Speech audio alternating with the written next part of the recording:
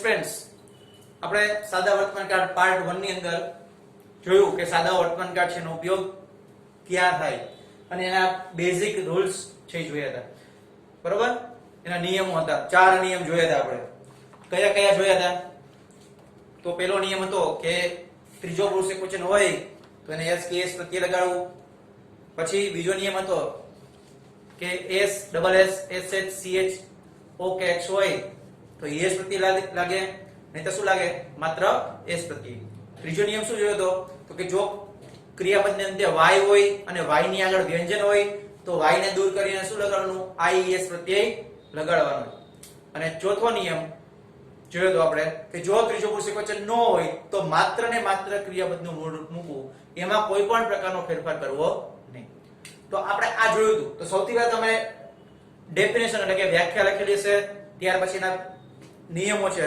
એ લખેલા છે અને હવે એક નોંધ કરીને લખેલો છે ખાસ એનોટી નોટ એટલે કે નોંધ કરીને કે ટુ બી વર્તમાનકાળના રૂપ કયા છે ટુ બી વર્તમાનકાળના રૂપ છે એમ ઇઝ આર કયા છે તો કે એમ ઇઝ અને આર ટુ બી વર્તમાનકાળના રૂપ કયા કયા છે તો કે એમ ઇઝ અને આર પછી ટુ હેવ વર્તમાનકાળના રૂપ કયા છે તો કે હેવ અને હેઝ અને V1 એટલે ક્રિયાપદનું મૂળ રૂપ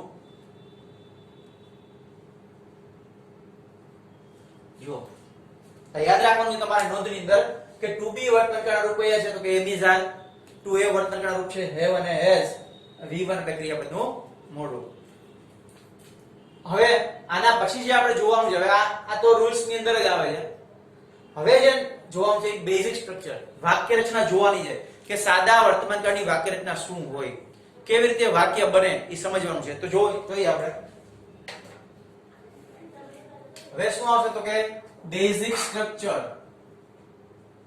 બેઝિક સ્ટ્રક્ચર બેઝિક સ્ટ્રક્ચર્સ હવે એની અંદર આપણે વાક્ય રચના જોવાની છે સૌથી પહેલા હકાર એટલે કે એફર્મેટિવ સેન્ટેન્સ હકાર વાક્ય આપણે બોલીએ ને હકાર વાક્ય રચના એફર્મેટિવ સ્ટ્રક્ચર પછી નેગેટિવ સ્ટ્રક્ચર નકાર વાક્ય રચના પછી પ્રશ્નાર્થ વાક્ય રચના એટલે કે ઇન્ટ્રોગેટિવ ત્યાર પછી આવશે WH પ્રશ્નાર્થ અને પછી આવશે who વાળી વાક્ય રચના જો આ પાંચ અલગ અલગ પ્રકારની વાક્ય રચના જોવાની છે શું આવે જોઈ લઈએ આપણે એની અંદર કે સૌથી પહેલા હકાર વાક્ય રચના છે તો એની અંદર શું આવશે તો સૌથી પહેલા આવે એની અંદર કર્તા એટલે કે સબ્જેક્ટ પ્લસ ક્રિયાપદનું મૂળ રૂપ એટલે કે V1 ક્રિયાપદનું મૂળ રૂપ પ્લસ કર્મ અને અન્ય શબ્દ જો સૌથી પહેલા હકાર વાક્યના શું છે કર્તા ક્રિયાપદનું મૂળ રૂપ જો ત્રીજો પુરુષ એકવચન હોય તો s ps આવશે નહીંતર ક્રિયાપદનું મૂળ રૂપ કર્મ અને અન્ય શબ્દ હવે જોઈએ નકાર વાક્ય રચના તો નકાર વાક્ય રચના શું છે તો કે સૌથી પહેલા આવશે કર્તા ત્યાર પછી ડુ અથવા ડઝ પ્લસ નોટ પ્લસ ક્રિયાપદનું મૂળ રૂપ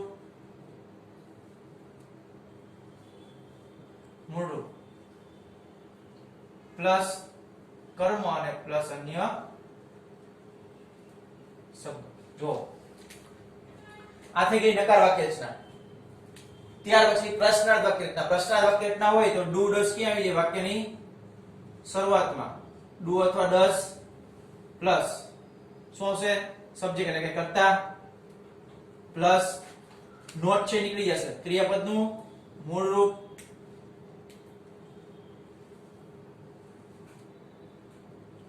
પ્લસ કર્મ અને અન્ય શબ્દ ત્યાર પછી WH પ્રશ્નાર્થ હવે WH પ્રશ્નાર્થ એટલે પ્રશ્નાર્થ વાક્ય રચના જ છે બરોબર અહીંયા એક ક્વેશ્ચન માર્ક છે એ ભૂલવાનું નથી. પ્રશ્નાર્થ વાક્ય રચના હોય ત્યારે ક્વેશ્ચન માર્ક છે ભૂલવાનું નહીં.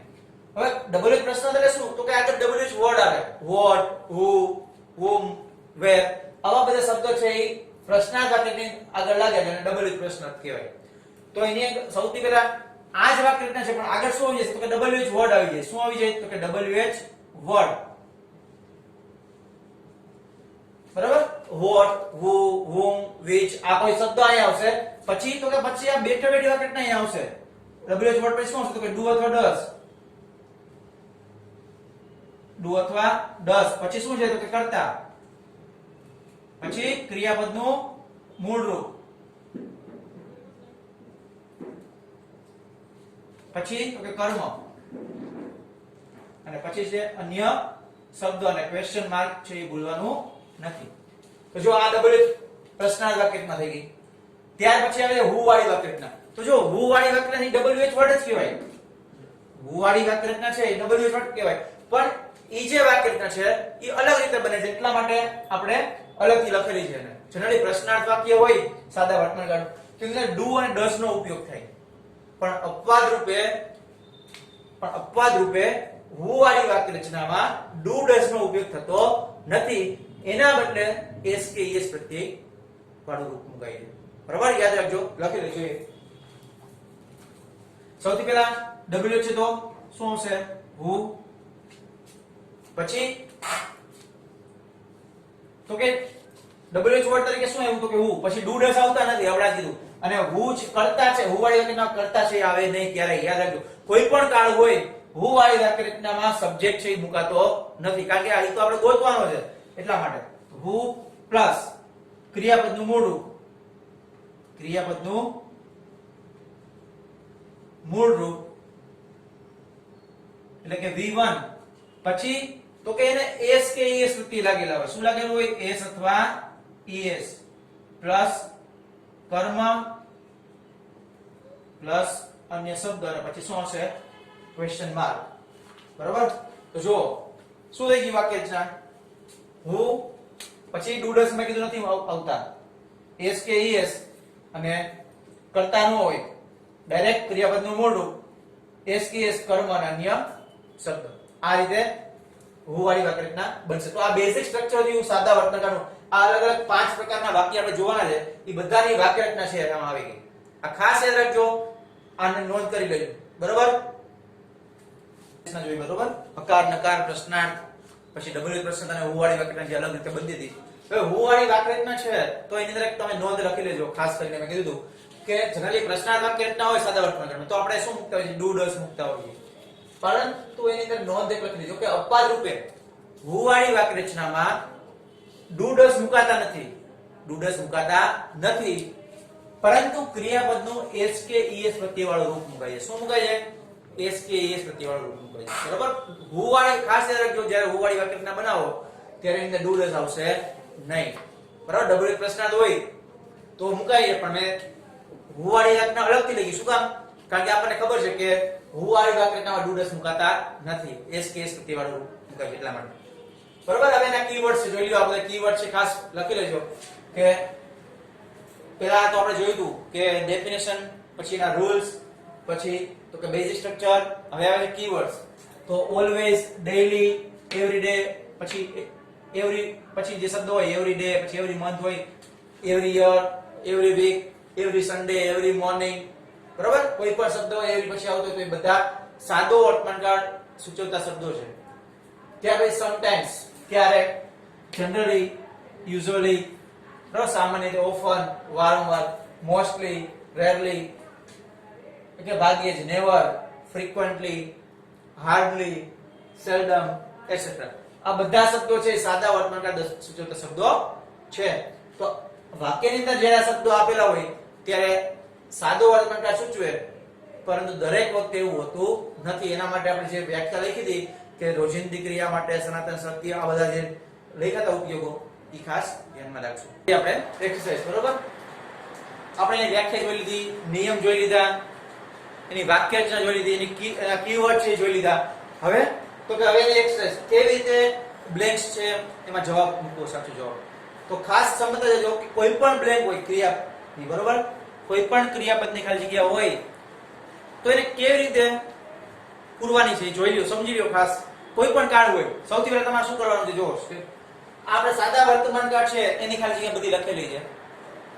અત્યારે તમને આઈડિયા આવી જશે કે સાદો વર્તમાન કાળ છે તો એના નિયમો તમને ખબર છે, પણ જેમ જેમ આગળ જતા જશું એમ બધા કાળ છે એક પછી એક ભેગા, જ્યારે નેક્સ્ટ એક્સરસાઇઝ આવશે ત્યારે તમે એને ઓળખી નહીં શકો કે કયો કાળ છે.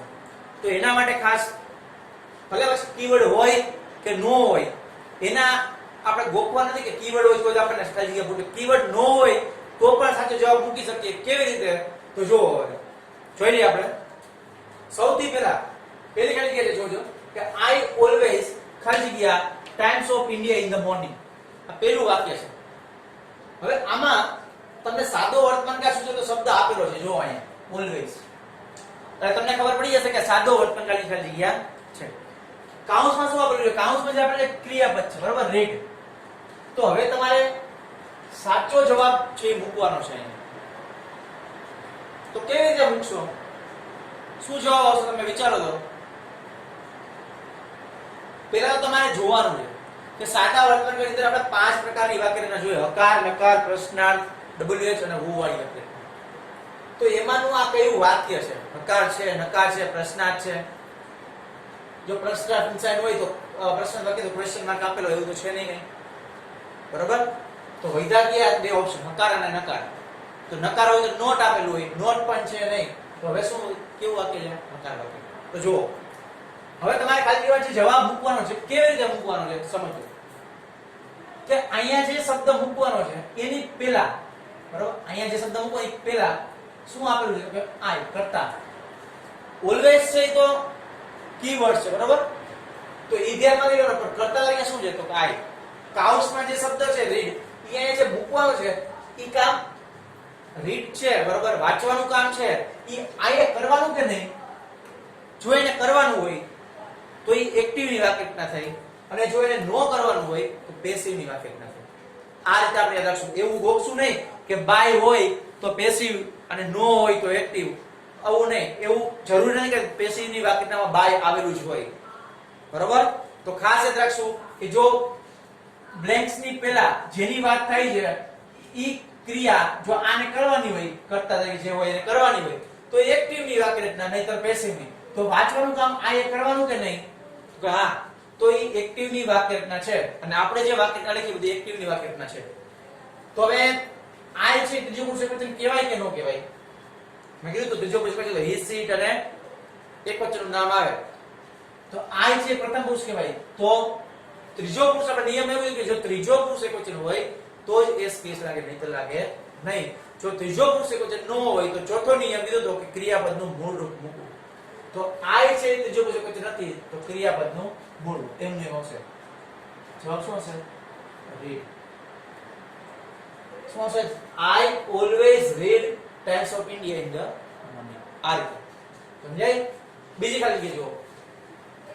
માય બ્રધર ખાલી જગ્યા નોટ ખાલી જગ્યા ટુ સ્કૂલ રેગ્યુલરલી. જો આમાં રેગ્યુલરલી શબ્દ છે આપેલો છે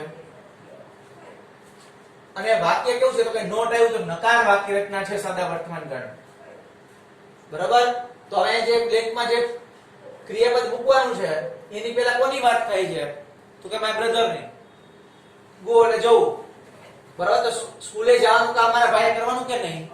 તો કે હા. તો એક્ટિવની વાક્ય રચના છે. જો એને નો કરવાનું તો પેસિવની વાક્ય રચના થઈ. તો જવાબ શું આવશે? નોટની પહેલા આપણે જે નકાર વાક્ય નામ કીધું હતું કે નકાર અને પ્રશ્નાર્થમાં ડુ અથવા ડઝ આવે. હવે પ્રશ્ન એ થાય કે ડુ ક્યારે મૂકવું, ડઝ ક્યારે મૂકવું. તો નોંધ કરીને લખી લેજો કે જો કરતા ત્રીજો પુરુષ એકવચન હોય, જો કરતા ત્રીજો પુરુષ એકવચન હોય તો ડઝ આવે, અને જો કરતા ત્રીજો પુરુષ એકવચન ન હોય તો શું આવશે? ડુ.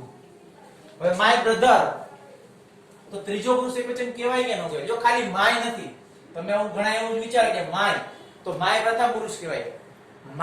માય બ્રધર છે તો મારા ભાઈની વાત થઈ તો અન્ય વ્યક્તિની વાત થાય તો ત્રીજો પુરુષ કહેવાય કે ન કહેવાય?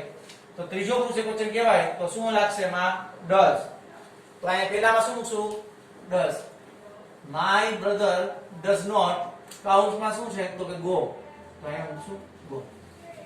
ખાસ યાદ રાખજો જ્યારે વાક્યની અંદર ડુ કે ડઝ આવે, ડુ કે ડઝ આવે તો એની સાથે ક્રિયાપદનું મૂળ રૂપ જ આવે, પછી એમાં એસ કે ઈએસ લાગે નહીં. આ ખાસ યાદ રાખજો.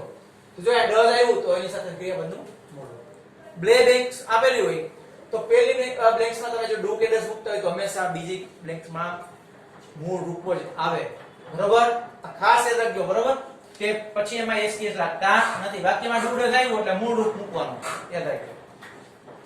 ત્રીજી ખાલી લેજો આશા at ખાલી ગયા at 6 am daily. તો એમાં ડેઈલી છે શબ્દ આપેલો છે. get up ઉઠવું, ઉઠવાનું કામ આશા કરવાનું કે નહીં તો કે હા. તો હવે એક્ટિવ ની વાક્ય રચના છે તો ત્રીજો પુરુષ એકવચન કહેવાય તો શું જવાબ આવશે? આશા એસ કેસ લાગે આપણે કીધું તો આશા gets up at 6 am daily. પછી જો every year we ખાલી ગયા દિવાળી. બેંક ની પેલા કોની વાત થઈ છે? વી ની. સેલિબ્રેટ એટલે ઉજવવું, ઉજવવાનું કામ વી એટલે આપણે કરવાનું કે નહીં તો કે હા. તો એક્ટિવ ની વાક્ય, એક્ટિવ ની વાક્ય ના હોય તો ત્રીજો પુરુષ એકવચન હોય તો એસ કે એસ લાગે હકારમાં. જો નથી તો મૂળ રૂપ વી છે ત્રીજો પુરુષ એકવચન કહેવાય તો ના ન કહેવાય. તો મૂળ રૂપ સેલિબ્રેટ નું સેલિબ્રેટ. ત્યાર પછી વોટર ખાલી જગ્યાએ 100 ડિગ્રી સેલ્સિયસ. જો આમાં ઉપરના જે વાક્ય હતા ને એમાં ક્રિયાસૂચક શબ્દ હતો ડેઈલી, રેગ્યુલરલી, ઓલવેઝ, તો તમને ખબર પડી હતી સાદો વર્તમાનકાળ છે. તો મેં તમને પહેલા લેક્ચરની સાદા વર્તમાનકાળનો જે પાર્ટ 1 હતો એની અંદર કીધું હતું કે જો કીવર્ડ નો હોય તો પછી એની જે ક્રિયા છે એના આધારે આપણે યાદ રાખવું પડશે કે સાદો વર્તમાનકાળ છે કે નહીં. તો અહીંયા લખ્યું છે કે વોટર ખાલી જગ્યાએ 100 ડિગ્રી સેલ્સિયસ. પાણીને ઉકળવાની વાત છે તો આ વિજ્ઞાનનો નિયમ છે કે ને એમાં કીધું ગણિત વિજ્ઞાનના નિયમ હોય તો સાદા વર્તમાનકાળનો ઉપયોગ થાય છે. બરોબર? તો અહીંયા શું મૂકશું આપણે? વોટર બોઇલ્સ. એસ કે સત્ય લગાવવાનું કીધું હતું. ઈએસ ક્યારે લાગે? એસ ક્યારે લાગે વાત થઈ હતી. અહીંયા વોટર છે. બરોબર? તો એમાં એસ કે સત્ય લાગશે પણ જો આમાં S double S H C H O કે એક્સ હોય તો એસ લાગશે. તો માત્ર શું લાગશે? એસ. એટલે માત્ર શું લગાવ્યું આપણે? એસ. ત્યાર પછી પ્રશ્નાર્થ વાક્ય રચના છે. જો પ્રશ્નાર્થ વાક્ય રચના હોય તો વાક્યની શરૂઆતમાં ડુ અથવા ડઝ આવે. આપણે વાક્ય રચનામાં જોયું છે. બરોબર? તો જ્યારે સાદા વર્તમાનકાળની વાક્ય રચના હોય પ્રશ્નાર્થ વાક્ય તો શરૂઆતમાં શું છે? ડુ અથવા ડઝ. બીજું WH પ્રશ્નાર્થ વાક્ય રચના હોય તો WH વર્ડ આવે. અહીંયા WH વર્ડ આપણને આપેલો નથી એટલા માટે આ પ્રશ્નાર્થ સાદી પ્રશ્નાર્થ વાક્ય રચના છે. તો એમાં ડુ અથવા ડઝ હશે. તો હવે કેવી રીતે મૂકશો? તો એ જવાબ છે યોર ફાધર, તમારા પિતાજી. તો કયો પુરુષ કહેવાય? અન્ય વ્યક્તિ છે તો ત્રીજો પુરુષ કહેવાય. હમણાં આપણે જોયું હતું ત્રીજો પુરુષ એકવચન હોય તો ડઝ આવે, ડુ આવે નહીં. તો ડઝ યોર ફાધર કાઉન્સમાં શું આપેલું છે ક્રિયાપદ તો કે રીડ. મેં તમને હમણાં જ કીધું કે જો ડુ ડઝ આવે તો સાથે મૂળ રૂપ આવે પછી એમાં એસ કે એસ લાગે નહીં. તો રીડ નું read. Does your father read the Gujarat સમાચાર એવરી મોર્નિંગ. પછી છે અહીંયા વોટ ખાલી જગ્યાએ યુ ખાલી જગ્યાએ ડેઈલી. હવે જો અહીંયા કાઉન્સમાં ઇટ. હવે જો આ ડેઈલી છે કીવર્ડ આવ્યો તમને ખબર પડી ગઈ કે સાદા વર્તમાનકાળની વાત થઈ છે. સાદા વર્તમાનકાળમાં કેવી વાક્ય રચના તો કે પ્રશ્નાર્થ વાક્ય રચના છે. અહીં ચોટલી આવી એટલે ખબર પડી જવી જોઈએ કે પ્રશ્નાર્થ વાક્ય રચના છે. તો પ્રશ્નાર્થ વાક્ય રચના છે પણ કેવી છે? તો WH પ્રશ્ન છે. જો વોટ વાળી વાક્ય રચના છે. બરાબર? WH વર્ડ છે એ આગળ મૂકવામાં આવેલો છે. જો તો WH વર્ડ જ્યારે હોય તો એના પછી શું આવે? આપણે વાક્ય રચના તમારી પાસે લખેલી છે બુકમાં જોવો તો શું આવશે? શું આવે છે? ડુ અથવા ડઝ. બરાબર? હવે અહીંયા તમારે જે જવાબ મૂકવાનો છે હવે અહીંયા કરતા શું છે? બરાબર? યુ છે. યુ ના આધારે તમે મૂકશો ને ડુ અથવા ડઝ. તો યુ છે ત્રીજો પુરુષ એકવચન કહેવાય કે નો કહેવાય? નો કહેવાય. એ સીટમાં આવે છે નથી આવતું. તો અહીંયા શું મૂકશું આપણે? તો કે ડુ જવાબ મૂકશું. What do you. હવે આપણે કીધું તો ડુ અથવા ડઝ આવે તો સાથે શું હશે? હંમેશા મૂળ રૂપ. તો vote do you it daily. બરાબર? તો આ સમજાય? આ WH પ્રશ્નાર્થ વાક્ય રચના થઈ. પછી 2 and 2 ખાલી જગ્યા 4. જો આમાં કોઈ કીવર્ડ નથી પણ આપણને ખબર પડી જવી જોઈએ કે આ 2 અને 2 શું થાય તો કે 4 થાય એવી વાત છે. તો તો આ ગણિતનો નિયમ છે, જેમ આપણે અહીંયા સાયન્સનો રૂલ્સ જોયો તો એ રીતે ગણિતનો નિયમ આવ્યો. આપણે કીધું હતું ગણિત કે વિજ્ઞાન નિયમ હોય તો સાદા વર્તમાનકાળનો ઉપયોગ થાય. તો અહીંયા શું છે 2 and 2 બહુવચન થઈ ગયું તો મેક નું મેક, પછી મેક્સ થશે નહીં. સ્કૂલ એન્ડ કોલેજીસ ખાલી જગ્યા ઓનલાઈન એજ્યુકેશન. જો હવે સ્કૂલ એન્ડ કોલેજીસ ખાલી જગ્યા ઓનલાઈન એજ્યુકેશન કાઉન્સમાં આપેલું છે પ્રોવાઇડ. તો હવે આમાં જો કોઈ કીવર્ડ નથી. મેં તમને કીધું હતું કે દરેક વખતે કીવર્ડ આવે એવું જરૂરી નથી. તો આ કેવી રીતે ખબર પડશે સાદા વર્તમાનકાળની ખાલી જગ્યા છે? તો મેં તમને એક ઉપયોગની અંદર એક ઉપયોગ આપણે એવો જોયો હતો કે વર્તમાન સમયની પરિસ્થિતિ રજૂ કરતું હોય. વર્તમાન સમયની પરિસ્થિતિ, તો વર્તમાન સમયની પરિસ્થિતિ છે કે નહીં, ઓનલાઈન એજ્યુકેશન પ્રોવાઈડ કરે છે કે નથી કરતું? તો કે હા. તો આ વર્તમાન સમયની પરિસ્થિતિ છે. ફોર એક્ઝામ્પલ તમને એ લેક્ચર આપ્યું હોય કે નરેન્દ્ર મોદી ખાલી જગ્યા હોય prime minister of India. Narendra Modi છે એ ભારતના વડાપ્રધાન. તો વર્તમાન સમયની પરિસ્થિતિ થઈ કે ન થઈ? તો કે હા. તો પછી એમાં ટુ બી ના રૂપ આવે તો નરેન્દ્ર મોદી ઇઝ બરાબર પ્રાઇમ મિનિસ્ટર ઓફ ઇન્ડિયા. પછી Delhi is capital of India. તો આ બધી વર્તમાન સમયની પરિસ્થિતિ છે. તો એમાંનું એક છે સ્કૂલ એન્ડ કોલેજીસ ખાલી જગ્યા ઓનલાઈન એજ્યુકેશન. તો સ્કૂલ એન્ડ કોલેજીસ એક વ્યક્તિની વાત નથી, બે બહુવચન થયું. તો જ્યારે કીધું તો ત્રીજો પુરુષવચન હોય તો મૂળ રૂપ આવે તો પ્રોવાઇડ નું પ્રોવાઇડ. તો સ્કૂલ એન્ડ કોલેજીસ પ્રોવાઇડ, પછી એમાં SKES લાગશે નહીં. School and colleges provide online education.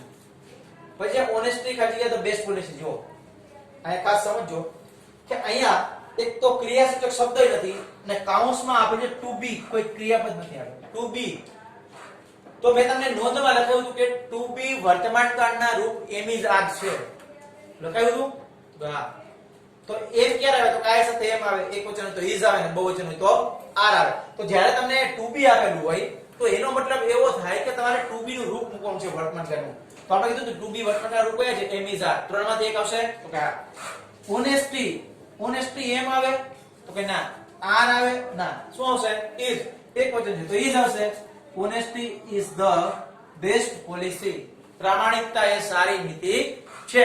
આ શું થયું? કહેવત થઈ. જુઓ આમાં ક્રિયાશીલ શબ્દ નથી પણ તમને ખબર પડી જવી જોઈએ કે કહેવત છે તો સાદા વર્તમાન કાળનો ઉપયોગ થાય. તમને હું આપી દીધું honesty ખાલી બેસ્ટ પોલિસી ટુ બી આપ્યું તો ટુ બી વર્તમાન કાળના રૂપે આવે, ભૂતકાળ ના આવે, ભવિષ્યકાળ ના આવે.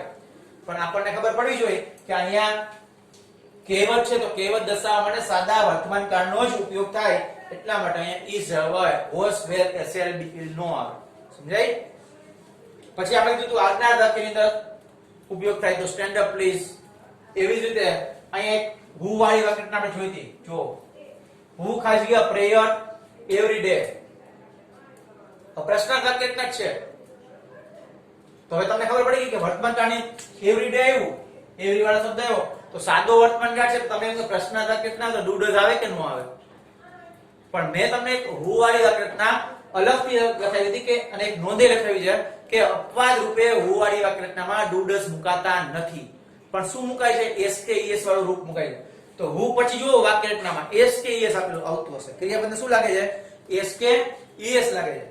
તો હવે તમને અહીંયા sing આપેલું છે કાઉન્સમાં. તો તમને ખબર પડવી જોઈએ કે sing છે તો એમાં s લાગે કે es લાગે?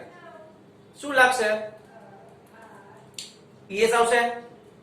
S double S S H C H O X Z છે નથી તો es નહીં લાગે તો શું લાગશે? માત્ર s. તો who sings a prayer every day? જવાબ શું આવશે? sings. બરોબર? સમજાય? તો આ બધી છે એ સાદા વર્તમાન કાળની ખાલી જગ્યા છે. કેવી રીતે જવાબ પૂરવાના સમજાણું? બરોબર? દરેક પ્રકારની આપણે હકાર, નકાર, પ્રશ્નાર્થ બધા પ્રકારની વાક્યરચના જોઈ લીધી છે આની અંદર. તો આ જે છે એક્સરસાઇઝ છે એ નોટમાં લખી લેજો અને સમજી લેજો. જો કાઈ પણ ક્વેશ્ચન હોય, નો સમજાય તો કમેન્ટ્સમાં જણાવજો. Okay, thank you.